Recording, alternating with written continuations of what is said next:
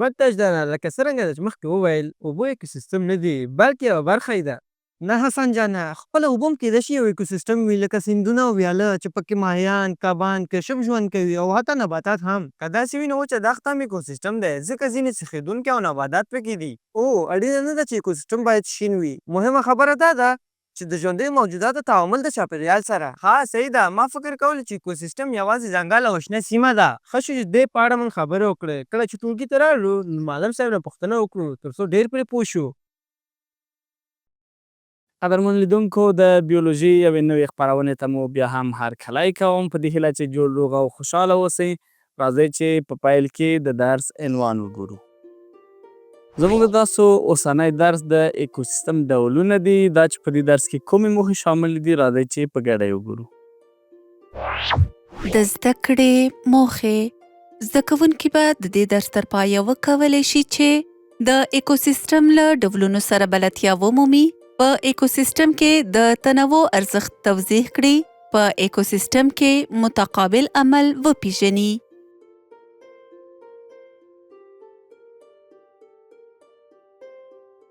ښه نو ګرانو زده کوونکو پوهیږئ چې اېکوسیستم یو طبیعي سیستم دی. پکې د انسانانو، حیواناتو، نباتاتو او مایکرو ارګانیزمونو په څیر ژوندي موجودات او د اوبو، خاورې، هوا او د لمر وړانګو په شان غیر ژوندي موجودات له یو بل سره یو ځای ژوند کوي او سره اړیکې لري. معلم صاحب مخکې مو هم په همدې هکله بحث کولو. معلم صاحب په کوم چاپېریال کې چې انسان ژوند ونه کړي د بېلګې په توګه په سمندرونو، سیندونو یا دښتو کې اېکوسیستم ورته ویلی شو. بکتاش جانه په ننني لوست کې به په همدې هکله بحث کوو. ته به هم د خپلې پوښتنې ځواب د خپرونې تر پایه ومومې. خو یوه پوښتنه، آیا تر اوسه مو د پسونو د اوسېدو د ځای په هکله فکر کړی دی چې ولې دغه حیوانات نشي کولی په اوبو کې ژوند وکړي؟ زما په اند پسونه د کبانو په څېر هغه ځانګړی تنفسي سیستم نه لري چې په اوبو کې ژوند وکړي. شاباس، یعنې پسونه د ژوند کولو لپاره هغه چاپېریال ته اړتیا لري چې جسمي جوړښت یې ورسره تطابق وکړي. همدغه شان د هر ژوندي موجود ځانګړي چاپېریال ته اېکوسیستم یا د اوسېدو چاپېریال وایي. یعنې ستاسو د خبرې داسې ښکاري چې اېکوسیستمونه یو بل سره توپیر لري، همداسې ده؟ هو، خو د اېکوسیستم په مهمو ډولونو کې د وچې اېکوسیستم، سمندري اېکوسیستم او د تازه اوبو اېکوسیستم شامل دي. لومړی به یې د وچې له اېکوسیستم څخه پیل کړو. تاسو پام وکړئ. د وچې اېکوسیستم هغه چاپېریال ته ویل کېږي چې په وچه کې موقعیت لري. په دغه چاپېریال کې ژوندي او غیر ژوندي موجودات له یو بل سره په تعامل کې دي. خوږو ملګرو داسې وانګیرئ چې په یوه ګرمه، وچه او خاورینه سیمه کې یاست. په یو لوري کې مو د اغزو بوټي او په بل لوري کې مو په ډبره یا څرمښکۍ لیدل کېږي. ویلی شئ چې په څه ډول چاپېریال کې یاست؟ په دښته کې، په وچ چاپېریال کې. هو، دا یو وچ چاپېریال او یا هم دښته ده چې له نورو چاپېریالونو څخه توپیر لري او خپل ځانګړي ژوندي او غیر ژوندي غړي لري.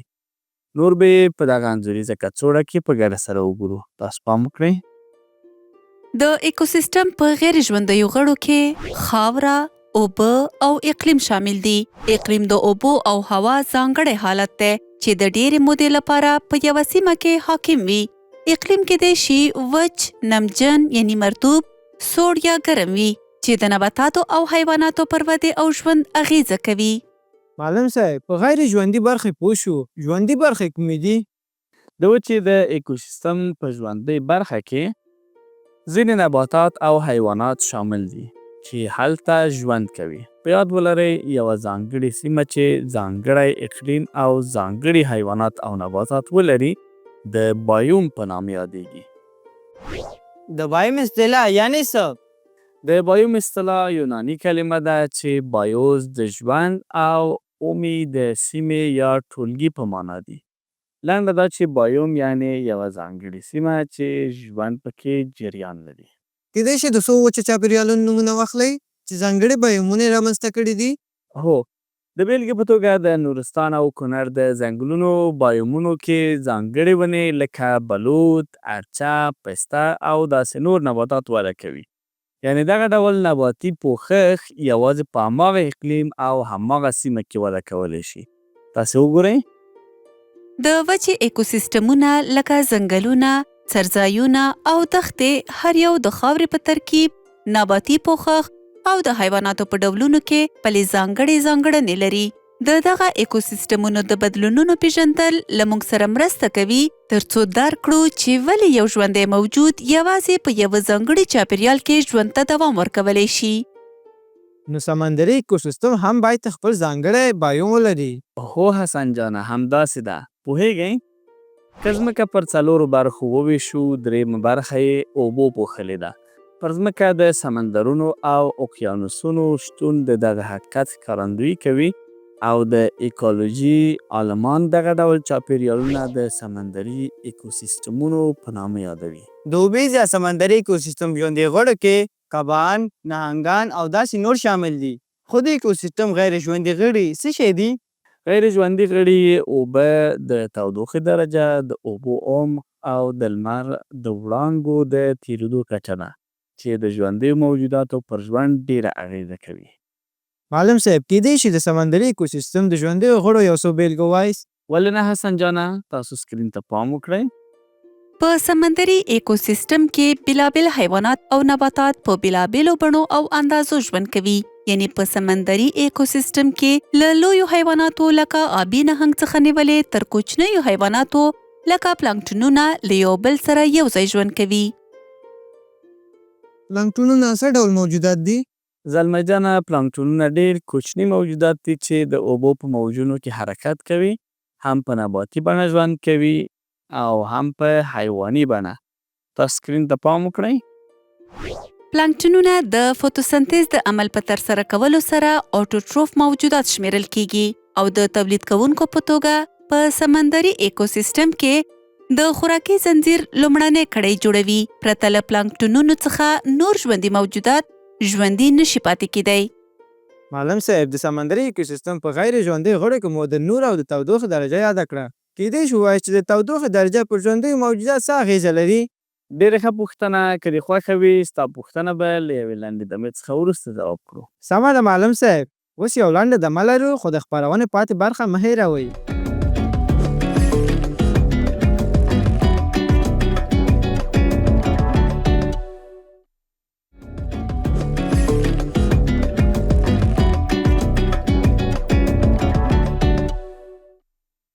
قدرمن لیدونکو، بیا هم ښه راغلاست. د خپرونې دوام دی. لومړی به د حسن جان پوښتنه ځواب کړو چې پر ژوندیو موجوداتو یې د تودوخې د اغیزې په هکله پوښتلې وه.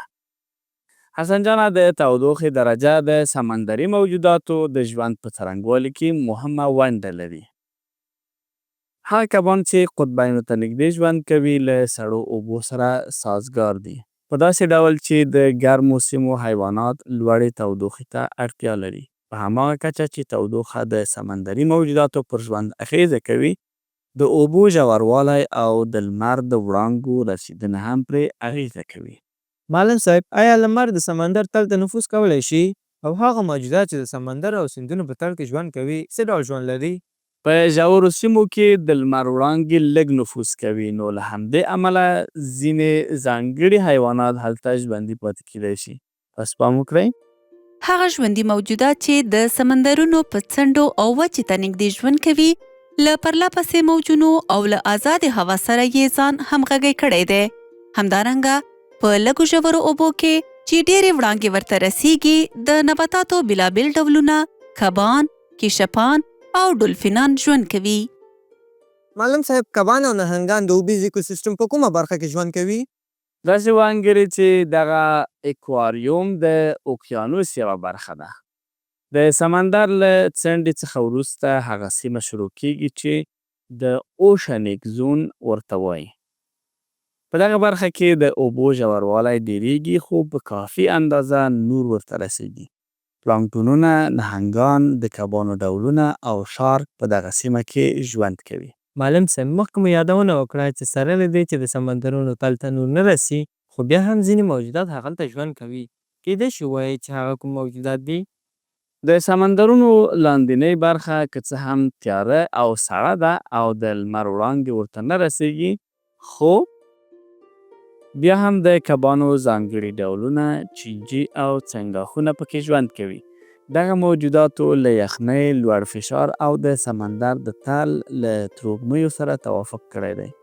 دوی خپل خواړه د اوبو له سطحې څخه د راغورځېدلو توکو څخه ترلاسه کوي. معلم صاحب یوازې همدغه دوه ډوله اېکوسیستمونه لرو؟ نه حسن جانه، د اېکوسیسټمونو بل ډول د تازه اوبو اېکوسیستم یا فرش واتر اېکوسیستم دی چې چینې، سیندونه او جهیلونه پکې شامل دي. معلم صاحب پوه شوم، او دغه ټول خوږې اوبه لري؟ هو حسن جانه. د تازه اوبو اېکوسیستم مو یاد کړ، په ذهن کې مې یو پوښتنه رامنځته شوه، دغه سیندونه څرنګه رامنځته کیږي؟ زلمه جانه، سیندونه د اوبو او واورې په ورېدو او په غرونو کې د یخونو په ویلې کېدو سره کوچنۍ ویالې د غره د لمنو پر لوري بهیږي. دغه ویالې سره یو ځای کېږي او لوی ویالې جوړوي. په پای کې د څو ویالو له یو ځای کېدو څخه سیند رامنځته کېږي. چینې څنګه دي؟ ډاکټر جانه، چینې د ځمکې لاندې اوبو څخه سرچینه اخلي او د ځمکې سطحې ته لار مومي. دغه ټولې سرچینې لکه چینې، ویالې، جهیلونه او کوچني سیندونه د تازه اوبو د اېکوسیسټم برخه جوړوي. سمندر او سیندونه مو یاد کړ، د ځمکې تر ټولو ژور ټکی مې یاد شو چې ارام اقیانوس کې دی او د ماریانا ګودال په نوم یادیږي چې 11 کیلومتره عمق لري.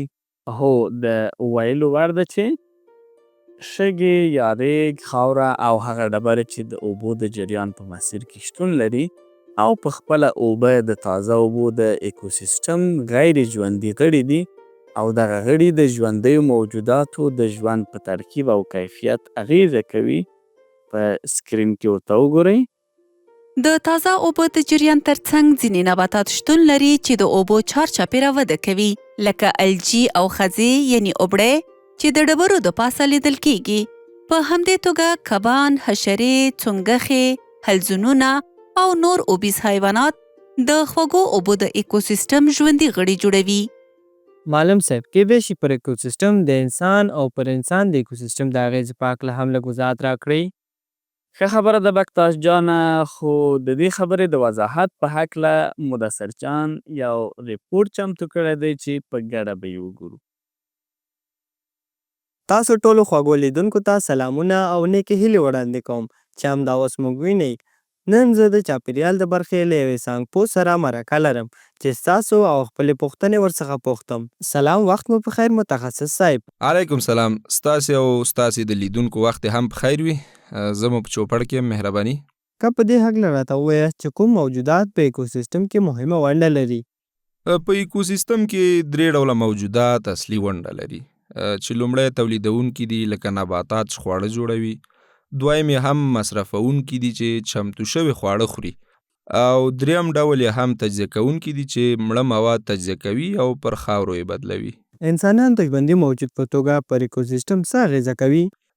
انسانان کولی شي د اېکوسیسټم په جوړونه او ساتنه کې مرسته وکړي او هم کیدای شي د اېکوسیسټم د له منځه وړلو لامل شي. مثلا څنګه؟ مثلا د ځنګلونو په پرې کولو، د اوبو او هوا په ککړولو، په ډیر ښکار او د سرچینو په ډیرې کارونې سره کولی شي اېکوسیسټم زیانمن کړي. خو په ورته وخت کې په ښه تدبیر سره د بیلګې په توګه د نیالګیو په کینولو، د اوبو په تصفیې، د پلاستیک له کارونې څخه پر مخنیوي او همدارنګه د څارویو په ساتنه دوی کولی شي د اېکوسیسټم ساتنه کې مثبته ونډه واخلي او اېکوسیسټم خوندي وساتي. پر اېکوسیسټم د انسانانو د مثبتې او منفي اغیزې کومه مشخصه بیلګه لرو؟ هو لرو یې. د بیلګې په توګه د ونو له حده ډیر پرې کول د ځمکې د کرې ګرمېدلو، د اکسیجن د تولید د کمښت، د سیلابونو په پایله کې د ځمکې د فرسایش، د صحرا د ډیرېدلو، د نباتي او حیواني تنوع د له منځه وړل او په راتلونکي کې د سون توکو د کمښت لامل ګرځي.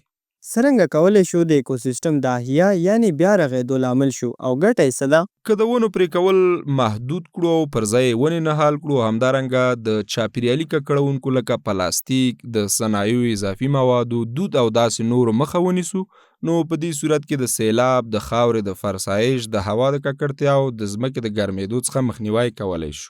یعنې دغه کارونه پر اېکوسیسټم مثبته اغیزه لري. ډېره زیاته مننه چې زموږ پوښتنې مو ځواب کړې. هیله کوم له تاسو نه هم مننه. ښې چارې. زه هم له دواړو څخه مننه کوم. او قدرمنو لیدونکو اوس هم د یوې لنډې دمې وار را رسېدلی دی. له دمې وروسته د خپرونې درېیمه برخه دوام لري. له موږ سره پاتې شئ.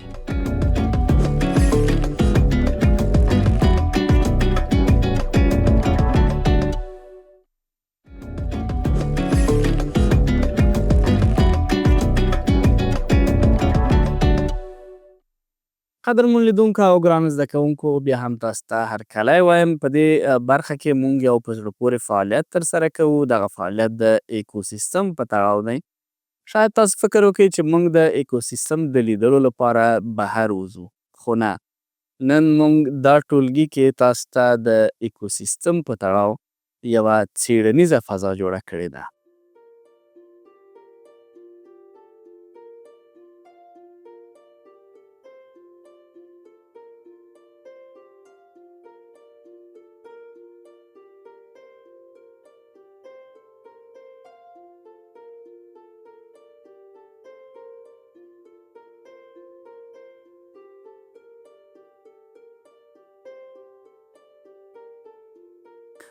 ښه نو زده کوونکو، د دې کار لپاره زه تاسو هر یوه ته د یوه اېکوسیستم مسؤلیت درکوم.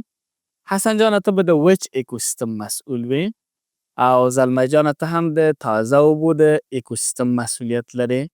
بکتاش جانه ته هم د سمندري اوبو د اېکوسیستم مسؤل یې. ډېر ښه زده کوونکو، اوس زه تاسو ته په سکرین باندې یوه ویډیو خپروم. ستاسو د هر یوه چې کوم څه اړوند دي، نو تاسو په دقت ورته ګورئ او هغه څه چې وینئ هغه به ځان سره لیکئ او بیا به یې بیان کړئ. سمه ده معلم صاحب. متوجه اوسئ.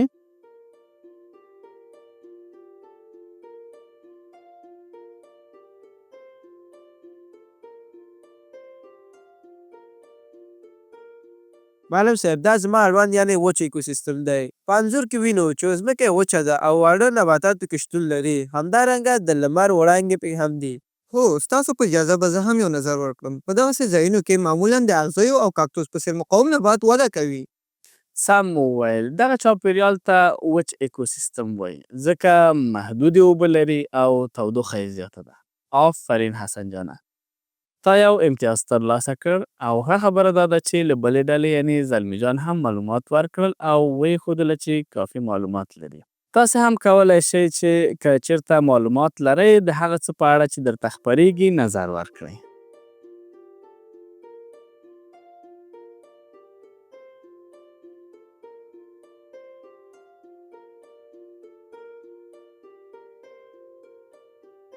دا زما اړوند دی معلم صاحب. موږ په دې انځور کې شنه نباتات او الوتونکي وینو. همدارنګه اوبه یې زیاتې دي او هوایي نمجنه یعنې مرطوبه ده. هو، د تازه اوبو شاوخوا د چونګښې او حشراتو په څېر ژوندي موجودات ژوند کوي. آفرین. او دغه اېکوسیستم په کوم نوم یادېږي؟ دغه چاپېریال د تازه اوبو اېکوسیستم نومیږي، ځکه دغلته ژوند د پاکو او روانو اوبو په څنګ کې دوام لري. آفرین زلمی جانه، ته هم یو امتیاز ترلاسه کړ او په بکتاش جان دې هم آفرین وي چې معلومات یې ورکړل. اوس هم درېیمه تصویري کڅوړه ګورو چې د چا اړوند ده.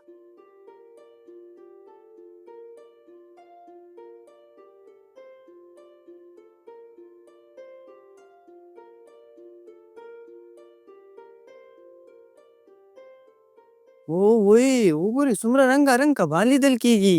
دلته روښنایي کمه ده او د کبانو او دوه کفایي حیواناتو په ځانګړې ژویې پکې ژوند کوي. یعنې دا سمندري اېکوسیستم ده، ځکه تنوع اوبه لري. آفرین موږ زده کوونکو، هر یو اېکوسیستم خپلې ځانګړتیاوې لري. بکتاش جانه ته هم د یو امتیاز ګټونکی شوې. اوس په لنډه توګه راته ووایئ چې له دغه دریو اېکوسیستمونو څخه مو څه زده کړل؟ زه پوه شوم چې هر چاپېریال د ژوندیو موجوداتو ځانګړي ډولونه لري. ما زده کړل چې ټول ژوي حتی کوچني حشرې د طبیعت په تعادل ساتلو کې ونډه لري. او زه پوه شوم چې د لمر وړانګې د ټولو اېکوسیستمونو لپاره حیاتي ارزښت لري. د صرف په اېکوسیستم کې مو زما له ونډې پرته نور هر څه وویل، یعنې زه هېڅ یم. نارنجي جانه، ستا ونډه دا ده چې ته زموږ ټولګي ته مثبته انرژي او خوشحالي راوړې. په دې معنی چې ته هم زموږ د ټولګي د اېکوسیستم یوه برخه یې. مننه معلم صاحب، ستاسو یوه هڅونه ما ته له زراو شیانو نه غوره ده. د حسن دوی د خندا په قصه کې نه یم. زه لاړم، تر بیا لیدو مو الله مل شه.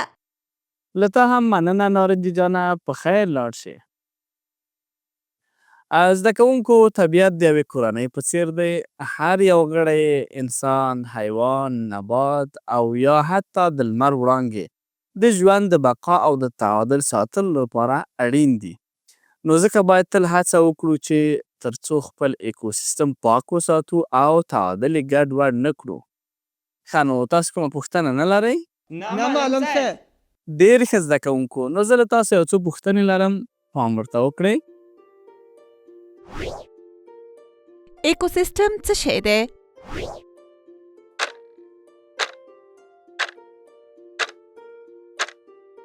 دغه پوښتنې ته د زلمی جان ځواب ورکړي. اېکوسیسټم یو طبیعي سیستم دی چې ژوندي او غیر ژوندي عوامل پکې شامل دي چې له یو بل سره اړیکې او تړاوونه لري. آفرین زلمی جانه. اوس بله پوښتنه ګورو. د اېکوسیسټم د ژوندیو عواملو نومونه واخلئ.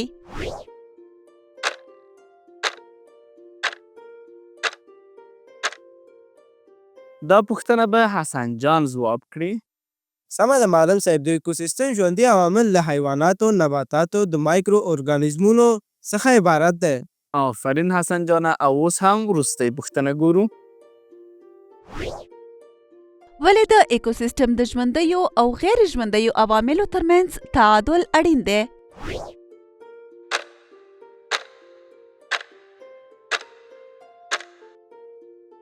ځکه د اېکوسیسټم پایښت او تعادل د دغه عواملو ترمنځ د متقابل اړیکو او تړاوونو پورې اړوند دی. په هره برخه کې بدلون کولی شي ټول اېکوسیسټم اغېزمن کړي. آفرین بکتاس جانه. زده کوونکو تاسو ټول ښه وځلیدئ په دواړو فعالیتونو کې. زموږ د نن ورځې فعالیت همدومره وه. اوس هم ځو او د نن ورځې د زده کړې پایلې په ګډه سره ګورو. د زده کړې پایلې. زده کوونکو زده کړل چې اېکوسیسټم د ژوندیو او غیر ژوندیو لاملونو ټولګه ده چې له یو بل سره متقابلې اړیکې لري.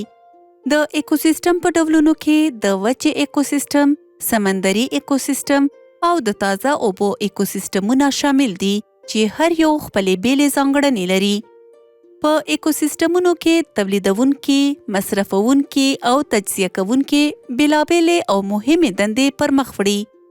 د اېکوسیسټم غیر ژوندي لاملونه لکه تودوخه، د اوبو ژوروالی، خاوره او نور د ژوندیو موجوداتو پر ژوند اغیزه لري. او اوس هم د راتلونکي درس عنوان ګورو. راتلونکي درس د انرژۍ جریان. قدرمنو لیدونکو، زموږ د نن ورځې خپرونه همدومره وه. تر بیا چې ستاسو درانه حضور ته حاضرېږو، تاسو ټول په لوی خدای سپارم. ښې چارې.